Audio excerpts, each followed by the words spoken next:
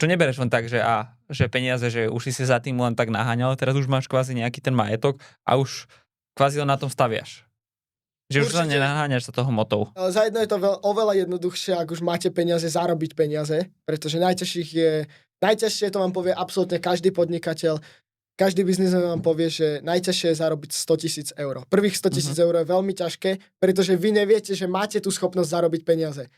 Keď zarobíš 100 000 eur, tak už to nie je len, že ty pracuješ pre tie peniaze, ale už aj tie peniaze pracujú pre teba, aby si zarobil ďalších 100 000 eur.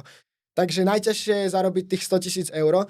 Jakmile zarobíte tých 100 000 eur, tak zistíte, že však ja vlastne viem zarábať peniaze. Keď som dokázal zarobiť 100 000 eur, tak to dokážem spraviť 10 krát a budem mať 1 000 000 eur. Nie je to už len o tých materiálnych veciach, samozrejme veľmi veľa materiálnych vecí ma omrzelo, ako oblečenie a tak ďalej, pretože nedáva mi to žiaden prínos do života, ako žiadnu hodnotu vnútornú pre mňa. Samozrejme, že musím si držať nejaký imidž, nejaký status, ako vyzerám na verejnosti a tak ďalej, na to si veľmi potrpím, ale som schopný ísť von do reštaurácie v teplákoch niekedy a je mi to absolútne ukradnuté, čo si o mne ostatní ľudia myslia a že nemám najväčšie tričko Gucci, pretože to už dávno nie je to, čo je pre mňa priorita.